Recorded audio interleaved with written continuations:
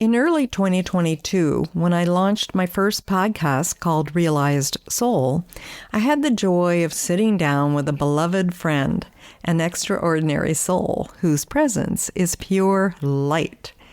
That conversation carries a timeless beauty, and today I'm honored to share it with you again. If your heart longs to live in joyful alignment with your soul, then this episode will speak to you. Welcome, beautiful souls, to Say Yes to Your Soul podcast. I'm your host, Tessa Lynn Auburn, and I'm so grateful that you're here with me today. This is the space where we empower women like you to connect deeply with your soul, to shine in your business, and live a life filled with purpose and joy. Whether you're seeking to embrace your inner brilliance, cultivate meaningful connections, or be generously compensated for the unique gifts you bring to the world, you've come to the right place. As we navigate the busyness of the new year, we'll explore how to honor the dark, restful days of winter and use them as an opportunity for soulful reflection and renewal. So get cozy, get present, and let's journey together into the season of transformation. Hello. I've known this guest for more than a decade now. We're in our second decade. Yes, it's a while, isn't it? It has, yes. And I want you to know that this gal is she's someone, when I think of people who live from soul, who live from their purpose and their connectivity, Rachel is one of them. So Rachel is a story coach. She's also a specific kind of a numerologist, and she's a mentor to entrepreneurs and change makers. Now, we're going to get into a little bit more about how she's a numerologist, because it's going to apply here to our soulful conversation. And some people affectionately know her as the name whisperer. So Rachel uses a precise system of spiritual numerology called soul contract reading. And through this, she's helped hundreds of people access their passion and their sense of purpose.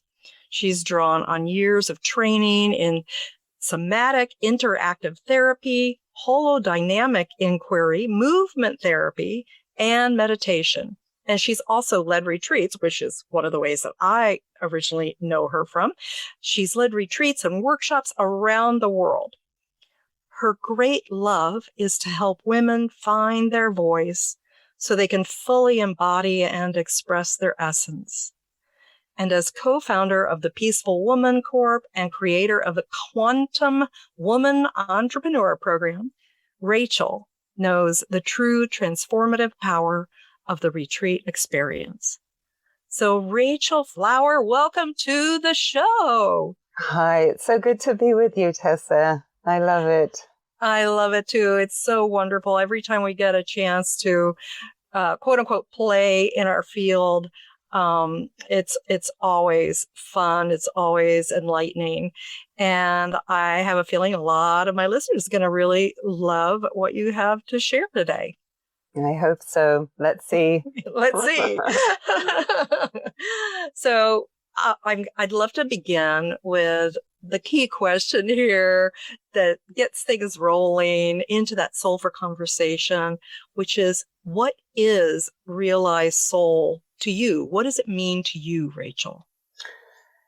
It is really about being aware of your essence, I believe, and realized. I love the name of your work, because it really is not just about being a soul, but realizing it, right? We're all souls, but how many people actually live and experience through their essence, meaning your strength, your joy, your passion, the things that really make you tick.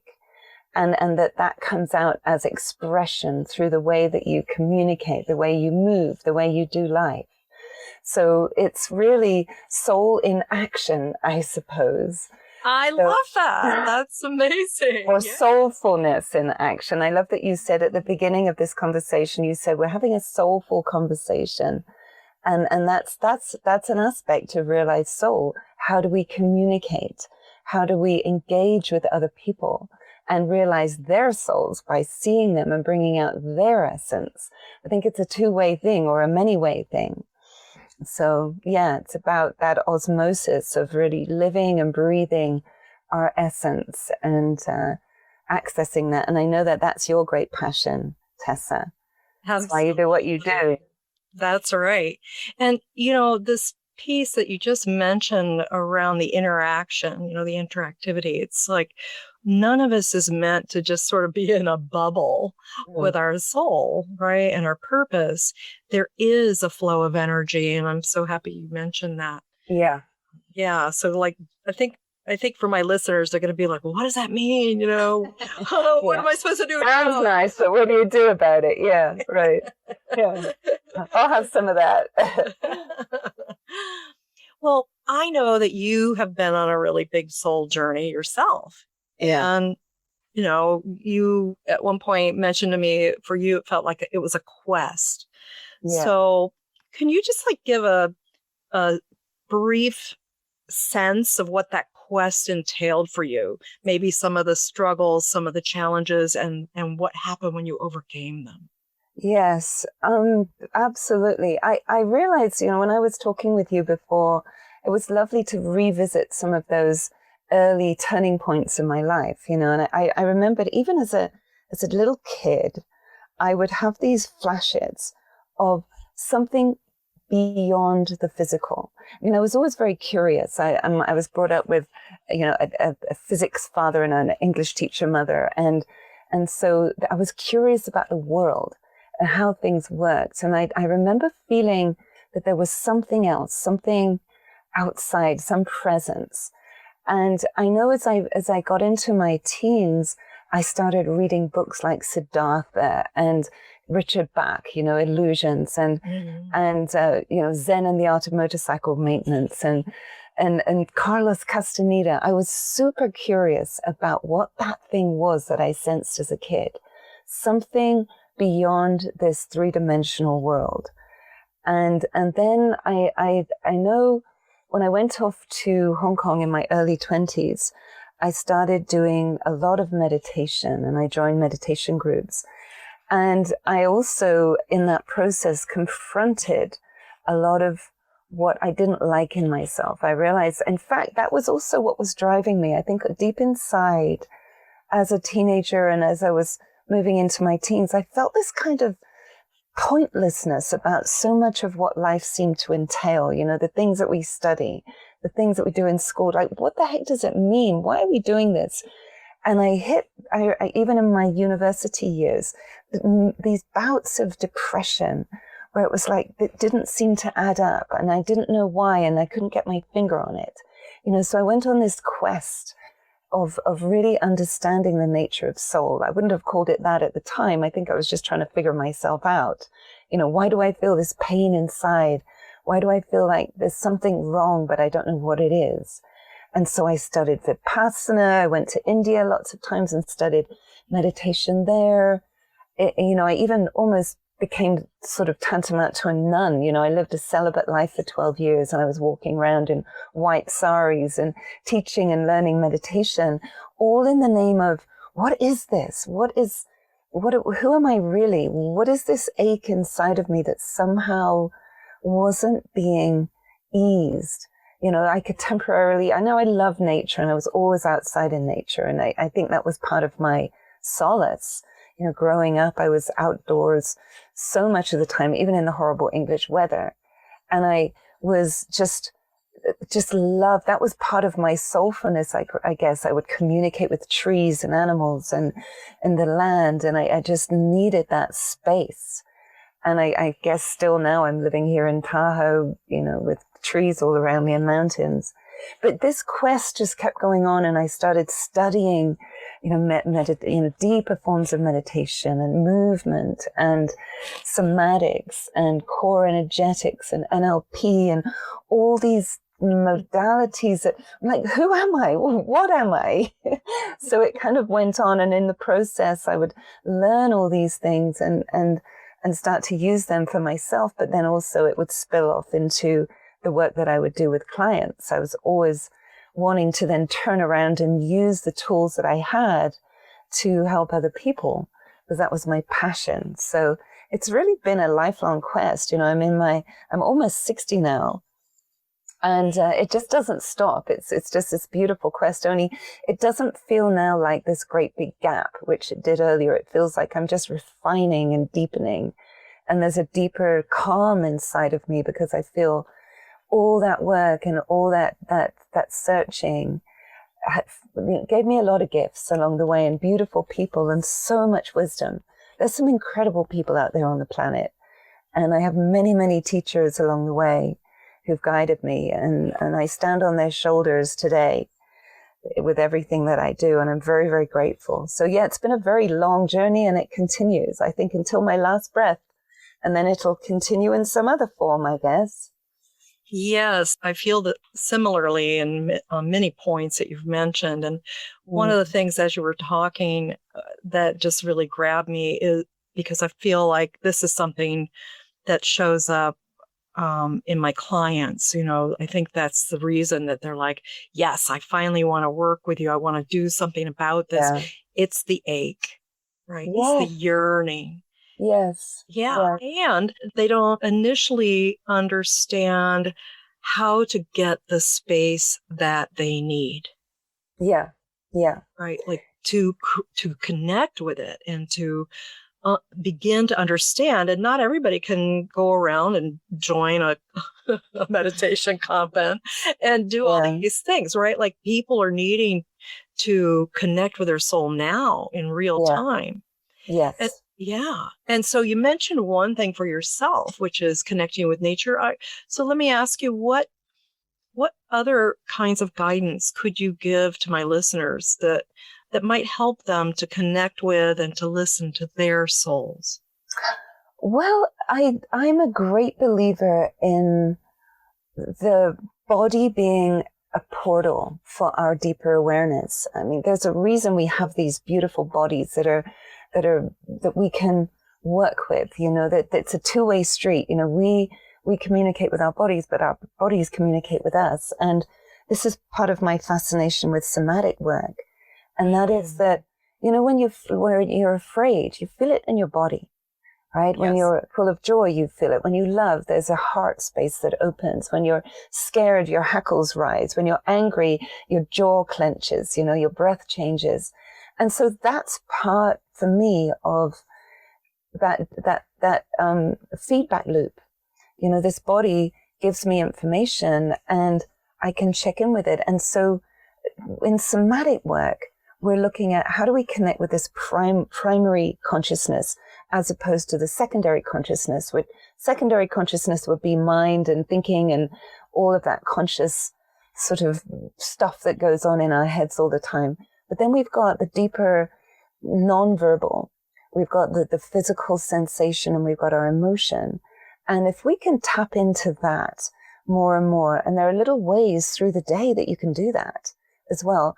That to me is a very powerful way of listening to ourselves, because the body is so cool. It will give you those feedback loops, right? I mean, I've had people do journaling, right? Just for example, journaling exercises, right? And you might think, okay, I'm writing down ideas and I'm thinking, but not necessarily, because actually if you're journaling and you stay connected with your body and your feelings, you're actually going to have a deeper connection with the words that you're writing.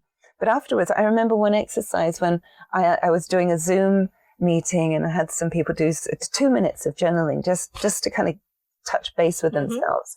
And one guy, I remember distinctly, he came out afterwards and I said, well, how's everything going for everyone? And he said, you know what?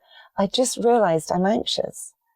You know, I've had a good day, everything's good, but I didn't even know that I had this low-grade anxiety running through. And he said, when I was journaling, I could feel in my body, you know, this tension in my gut and this tightness in my jaw. And I took a look at that as I was journaling, and I realized, wow, there was some things I was worrying about that were subconscious. They were you know, the normal thinking level, but that the act of just taking a moment to journal helped him connect. Breathing, just taking a moment, even for a minute, in between phone calls or in between conversations or activities, just to stop and watch breathing is a powerful way to go, yeah, where am I? It's kind of like a reboot or a sort of taking stock of that moment in time, and we can catch up with ourselves. Because I don't know about you, I can be very speedy. I want to get millions of things done, and I try and do too many at once. I still can fall into that trap. But when I, throughout the day, catch myself and do these little mini reps, awareness reps with myself, just feeling my feet on the floor or feeling my breath or noticing, just looking right now, I'm looking out at these trees that are swaying in the wind. And if I took just a minute to be really conscious of what I'm looking at, somehow it just calms. And it, in a way, it's a bit like the surface of the water stills, and then you can look deeper down. But if we're running around in life and just going from one external activity to the other, it's just like what I'm seeing right now as I look out over Lake Tahoe. It's a windy day and the water's really choppy, and you can't see down very deep. Things are moving too much. So I take these moments throughout the day to check in with myself, and it's just like stilling the water or letting the dust settle. And then, oh yeah, then I get a chance to receive insight, or just remember, oh my God, I didn't call that person, or wow, I forgot to eat. It's kind of like these little things that bubble up when you're just being more conscious. But when we're unconscious and just so externally focused, which is easy for all of us to do, I know, it's kind of an ongoing work in progress, really. Right. Well, okay. So I'm getting inspired here. I'm going to do something different. I haven't done this before with guests. So even in the paradigm of listening to a podcast, right, as people are listening, they're like, part of them is kind of going out to the podcast, like trying to connect externally. Yes. Right. Here's what we're going to do, everyone. We're just going to take a moment for a miniature reset to come back into yourself by taking a deep breath. Just pause, whatever you're doing. Take a deep breath. Good. Now take another one.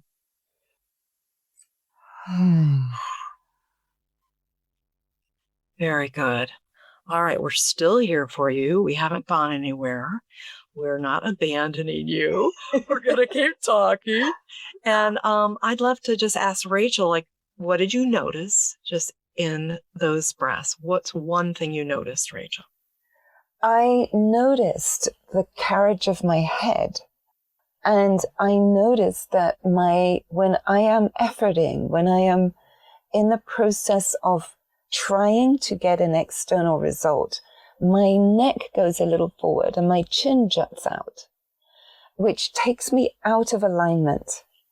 And Look at all of that. Look at all of that you noticed in just like a moment. And then you're like, oh, I'm out of alignment.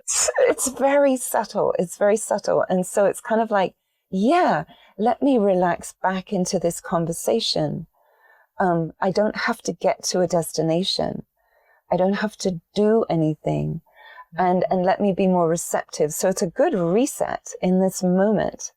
I love that you did that, Tessa, because it's so easy to just go along. And then this, what do we do with this deathly silence in the middle of a podcast?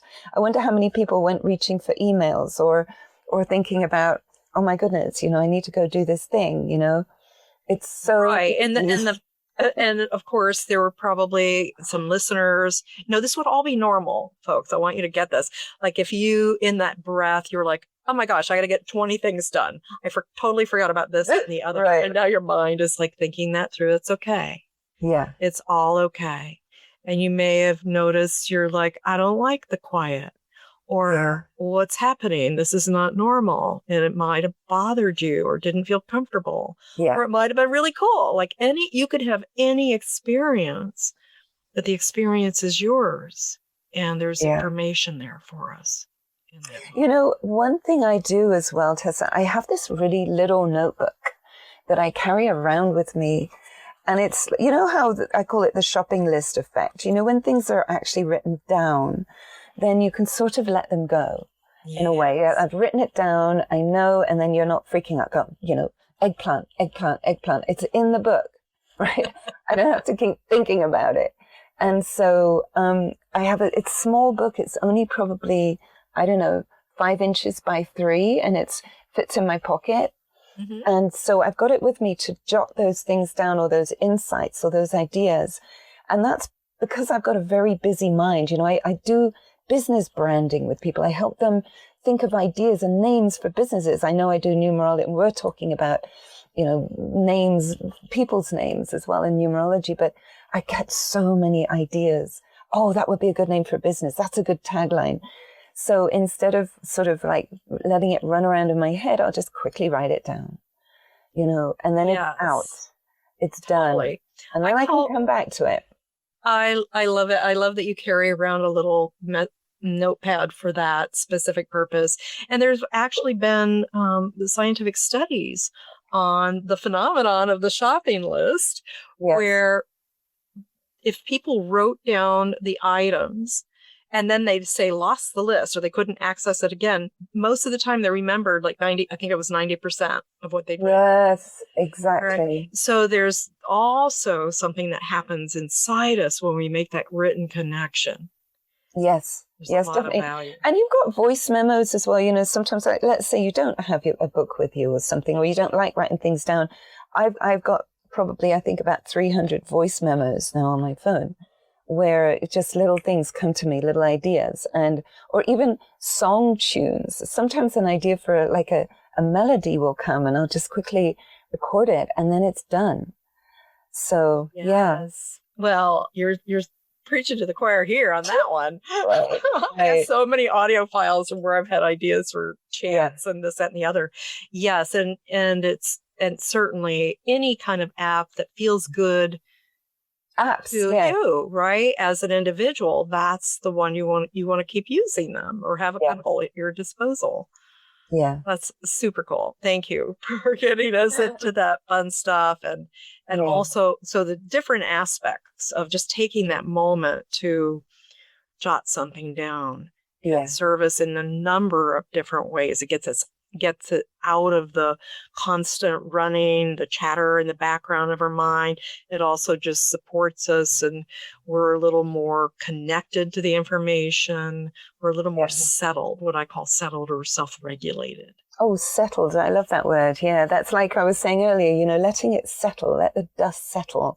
And then you can see, you can sense, you can feel, and come back into this moment, as opposed to being running off ahead into this fictitious future, or kind of pulling from the past and looping. So, yes. You know, okay, so 2 things. I do want you to speak in a few moments about the name, the soul contract, and the numerology and all that. But before we do that, I have a question around like the hero's journey, right? So as we're going through whatever our journey looks like, and it might be a 2-year journey, it might be a lifetime of seeking, it might be like a journey that feels like a big one at first, and then it relaxes into something, and then we choose another journey. But for you, what do you think is one of the, like, what kinds of, I know what it is, what kind of expectations do people set themselves up for in terms of a soul journey, or outcomes that they're grasping for, or maybe even just the challenges that they might come up against?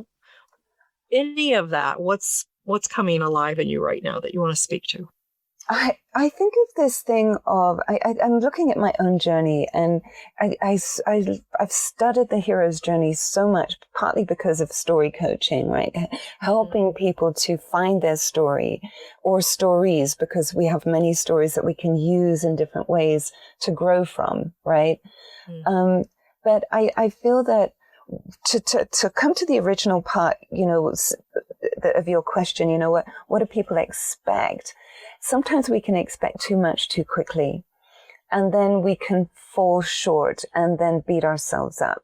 You know, we might compare ourselves with some fantastic yogi or somebody we know who's just seems to have it all together, even if they don't behind the scenes. But, you know, on paper or on Instagram, they look amazing. And then we're thinking, I should be like that. I ought to be like that. And then the gap just seems endlessly big. And where this comparison can then cause this, you know, pain. But I think also, as something I mentioned to you when you and I were chatting the other day, this thing of broken promises to ourselves. When we don't end up getting where we want to go and we fall short and then we fall off the wagon, you know, let's say we have some kind of vision. I'm going to you know, be able to sort of sit quietly in meditation by this date. And then we can't do it very quickly. And then we give up and we stop even doing it. Then we've basically almost broken a promise to ourselves, you know, in some way. And then that sets us up to not trust ourselves. So that then when we are creating these visions in the future, a part of us is going, yeah, right. yeah. Sure, you're really going to do that. Like, yeah, you like the way you did that. Like you did that, like you messed up last week on that thing. And like, yeah, right. And so there's always a cynical part, which is the judge, the inner critic that's already setting us up to fail, because it's almost trying to save ourselves from ourselves, because it's saying, look, if you tried this, you're going to fail again and it's going to hurt even more, right? So there's that loop that can go on and can get worse and worse and worse and cause depression. And I think that's when I shared with you earlier about how I hit those bouts of depression in my, you know, it was my late teens and early 20s, especially when I was, and then later in life, I hit periods too, that it was just because I'd set myself up and then I beat myself for not getting where I thought I should be. And then I'd feel even worse. And so then I'm like, you don't keep your promises. So, you know, what the heck? Just go eat worms, you know, or just go have a mediocre life because you're never going to get where you want to go. Right. And so then it's just sort of, then you sort of fall into this, or I fell into this at times, just sort of a cynical complacency where I just like, okay, well, I'm not going to try for that because it's not going to work anyway. And so that can be such a setup for misery long term. Definitely. And, you know, that apathy, that despond, you know, that takes hold then, and it's much harder to get out of it. So, you know, part of what I'm hearing you say is that when that critic comes in, because it can, right? When we set up too high expectations, or we're just not like kind to ourselves, and allow ourselves to make mistakes and have failures. But if the inner critic does jump in there and is wailing on us, we've got to take hold immediately, like as sooner the better, or get support, right? Like that's the time to reach out for kindness. Yes, exactly. And I think one of my things that I love to do is help bring all of this out into the light. Right, things are much more scary when they're in the shadows. And if you walk into a dark room and there's stuff on the floor and you start tripping over it, it's scary. You know, there's something hanging from the ceiling, like in those old ghost trains. You know, the string that would be over the train. You're like, and then there's scary things at every moment. Bring it out into the light. Put a hat on it. You know, I've got a hat on my critics. You know, and my critic and my judge and my saboteurs. You know, and I bring them out into the light. So when they do start playing up, then I name them and I'm like, oh, that's my judge, or that's my people pleaser, or that's my avoider, or that's my restless syndrome. You know, I will name it, which helps make it more friendly in a way, because as soon as something has a name, it's much less scary. Remember, Voldemort was the one that shall not be named. Oh, that's right. Yes. But because when the people said it, it was really scary. So why don't we just bring it out into the light and normalize it and say, oh yeah, we've all got these saboteurs. We've all got these mechanisms, which in essence were there to protect us. We created them in some way to help protect us in that moment of life when we were dealing with a problem. They just got a bit out of hand. They just started to take over, and then our higher self started to take a back seat. So it's all a power balance here. We want to bring the higher self up into a higher realm, but it's not through big, big things that we do. It's through the little habits we cultivate every day. 1 minute 10 times a day is way better than one 10-minute thing once a day, because you're getting in a habit. And I heard that actually, I was just talking with somebody yesterday about dog training, and they're saying that the best way to train a dog is 5 minutes a day, but in tiny little pieces. Like when you're going through the door, or when you're doing, it's not like big long sessions because they get worn out and overwhelmed and confused, but it's the little things. And his dog was so well trained. Like, it was really impressive. And that's when I asked him, I said, how did you train that dog? And he told me, he said, he was really working on it every day, little by little by little, and the dog got it.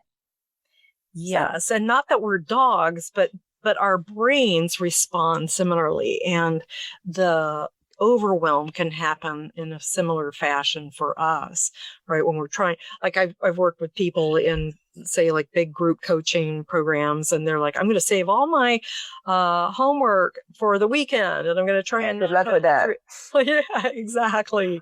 It just doesn't work. Like if they even get through it, then the one accomplishment they will have made is having gotten it done, but they really didn't get the benefit of it. Do you know what? I agree. And I do have dogs inside of me, though, just to come back to your earlier comment of saying not that we are dogs. I have a border collie inside of me that just wants to go get that stick, and wants to go fetch it. So my saboteurs do relate to dog behaviors.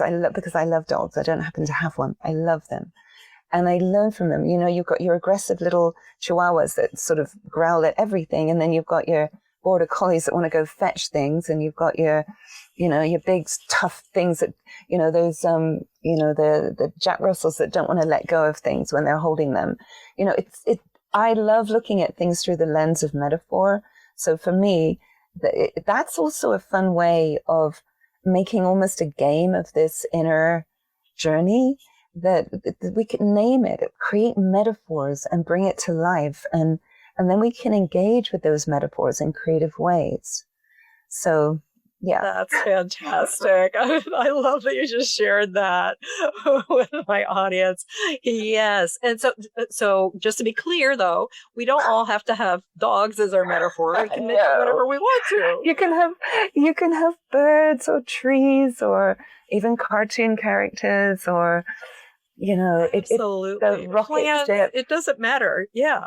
So we can. Whatever floats your boat. It floats your boat. We can express our own way to ourselves. And the whole piece around the naming, it gives us a sense of knowing. It gives us a sense of, just understanding. This is just part of what's going on. It's not the whole essence of me. Exactly. It's a model for understanding. It is not it. It's a model or a lens through which we can understand the world. And you'll probably hear me mix my metaphors all over the place. I'm obsessed with them because to me, it's a language that actually the language of metaphor does speak to the subconscious. Because, absolutely. If you say, and also it's a way to describe things. If you're trying to describe a flavor, how would you describe a fruit flavor to somebody? You could say it's, or a new fruit like guava. How would you describe guava, right? It looks like an apple a bit, but it tastes a little bit more tangy than apple, but it's got the same texture, right? And it's a little slightly citrusy in its taste. So we're using comparisons and suddenly you get it, because I can't literally describe the flavor of guava, because I'm not like a wine taster who uses all these technical terms, right? Exactly. Well, we might even use a color. A color, yes. Yeah. We might say guava is more like pink than white, like an apple. Yes, exactly. So it helps solidify things in our minds. And then the labeling, like you say, it makes it more playful. It makes it more a sense of control in an interesting way. Suddenly now, I can see this. I've got names. That's why we name things. It makes it much easier to communicate. Yes. And I want to get on to the soul name numerology thing. You said something so cool, which was how you said play and control. Yes. And most people, when they think of play, like they think sort of like out there, like goofy, goofball, whatever. They have a lot of unusual associations and not all good ones. And control is anything but play, but the two can work together. Yes. When we are conscious of them. I think of the analogy of skiing, because to me that's play and control, the dance of the two together. Mm-hmm. Because there is the fundamental law of gravity, which is going to pull you down the hill, and you can't control gravity, but you can control your relationship with gravity, meaning to what you do with your weight, what you do with your positioning, what you do with your mindset. And so as I'm going down the hill, I'm controlling what I do with my weight, but I'm allowing gravity to pull me. So there's that, and it's very playful because I feel like I'm dancing as I go down the hill. And I think of when I'm going around other skiers, it's like a game or a dance. It's like, what's my line? I'm going to have to go here and anticipate this person over here. And it becomes like this beautiful sort of choreographed experience. It's very playful for me. It's very uplifting. It's very enlightening, but there's a lot of control and surrender. It's a blend of control and surrender because I have to surrender to the elements, the steepness of the hill, the curve of the slope, the texture of the snow, the wind, the sunshine, all the elements. These are things I can't control, but I can control the way I respond to them. Bingo. That's it right there. Mm-hmm. Yes. Oh, that was beautiful. Thank you for all of that. Yeah, it's one of my favorite sports. I love it. You're definitely tapping into some of my memories, and just like I could feel it in my body as you were talking about it. Yes, right? Yes. Skiing. I was never a great skier or anything, but I have had that experience of being in the surrender and the playfulness and the freedom and control and not having control. All of it at once. I do get out of control sometimes. It's a scary thing, but yes, it can be. We'll get back to our soul numerology conversation in a moment. Before we do, I want to share a tender update about Rachel. Rachel's currently walking her own profound healing journey with stage 4 cancer. If her words have touched your heart today, the most meaningful way to reach out or show appreciation is by visiting her GoFundMe page.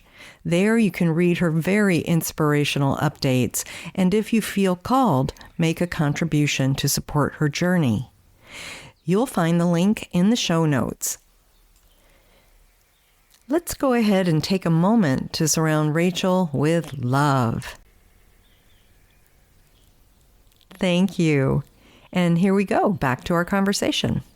All right. I know that everybody wants to know about the numerology. So please share what it is that you do and how it can make a difference in someone's life. So this form of numerology is a little different than what most people are probably familiar with. Instead of there being a number for each letter of the alphabet chronologically, A equals 1, B equals 2, C equals 3, etc. This form of numerology goes back to a deeper sound relationship. It comes to it's based on the Hebrew glyphs. And the Hebrew glyphs are based on, so say, the original sounds of God, whatever. I don't really understand the full origin of them, but there's a certain connection with sound, just like there is with the Sanskrit language, these original languages. There's a deeper connection with sound. So what this form of numerology does is basically translate the phonetic sound of your name into a number based on the Hebrew glyph. And then we put those numbers together into a certain format. And then in that format of numbers, in this case, it's a star, we can look at certain qualities that you have. That in a way, I think of it like a homing signal, that you came into this world and you were given a name. And that name is like a homing signal. And you might think, well, my parents gave me my name. How's that to do with me? well, what if you gave yourself that name through your parents? What if it's not a random label that was just slapped onto you, you know, John Jones, but it is you. Actually, when you're in the womb, or even when you came out of the womb, you're broadcasting that name as a frequency. Your parents, through their subconscious, pick that up. Then your name is then like a homing signal, which contains within it frequencies that will, when we decode them, give you pointers to challenges that you might have, talents that you might have, goals that you have, and your deeper soul destiny. And the soul destiny number that we come up with is a number that's really a life theme that runs through everything. And we have gift and talent numbers, which are the numbers that are the more accessible, more already expanded qualities that you have. And then we have karmic numbers that are the ones that you brought in to work with, you know, to strengthen your spiritual muscle with. And then we have goals numbers, which are the numbers that are there, which your soul is aspiring to, which are your future expression. And so we can decode all of that.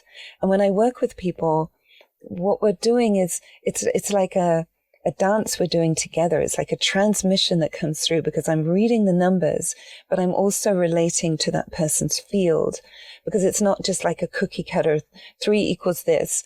It's also in relationship to you and your experience of life and how that works. But yes, because everyone would have had entirely different life experiences, which also then contributed to the expression. Absolutely. Yeah. I mean, how many people are called Joe Bloggs on the planet? You know, you can have exactly the same name as somebody else, but that doesn't mean you're going to have the same life. These are really potentials. These are energies. Like I said, it's a homing signal. If you think about it, you know, I've used your name several times during this podcast. Mm-hmm. We write our names down. We hear it.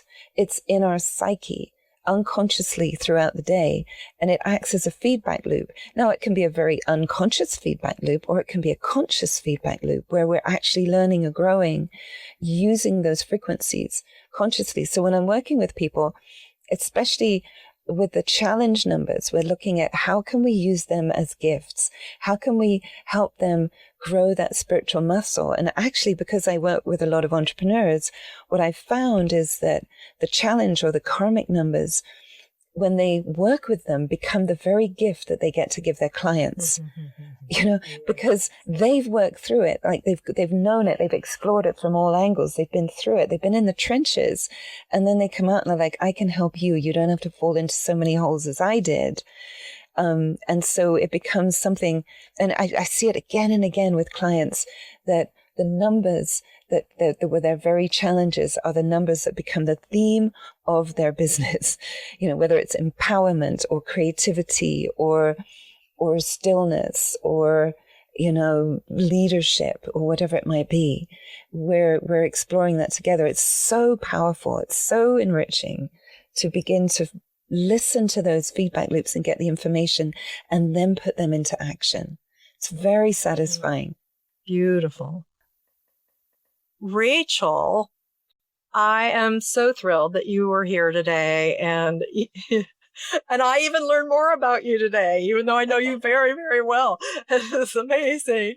And I'm just so happy to get to play with you again and get to talk about what really has meaning for us, which is the soul and the journey and the richness of it all, and also bringing love and letting others know, letting our women know, the men know that they don't have to be alone on these journeys, that they can get support, that they can actually figure it out, you know, and they don't have to do what we did, which was spend like years, decades, right, trying this, that, and the other. Battle worn. Yes. I love, Tessa, that you use the word play as well, because music is something you play. Yes. Right? Yes. And I love to play. That's a beautiful metaphor for you. Thank you for that. Well, thank you again. I'm in deep gratitude to you, and I Thank look you, forward to Tessa. connecting with you personally at some point. And listeners, thank you for being here with Realize Soul. And I send you light. I send you love that you can begin to listen even more deeply and trust what you're hearing. Thank you for joining me on this soul-nourishing journey today. I hope you're feeling inspired to embrace the stillness of the winter season, connect with your inner wisdom, and allow space for your soul to rest and regenerate. Remember, the darkness of winter is not something to fear or to rush through. It's a powerful time for growth, for healing, and for accessing divine guidance. Before you go, I'd love to invite you to take a moment to reflect on today's episode and perhaps explore the meditation I've created just for you. It's designed to help you connect with the angelic realms and invite love and guidance into your life.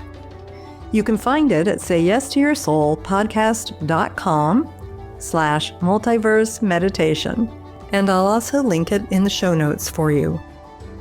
If this episode resonated with you, I'd be so grateful if you could leave a review and share it with someone you think might benefit from this message. You deserve to say yes to your soul, and I'm here to support you every step of the way. Until next time, take a deep breath, honor the quiet, and trust that the universe is working in your favor. Stay present, stay connected, and most of all, stay true to you.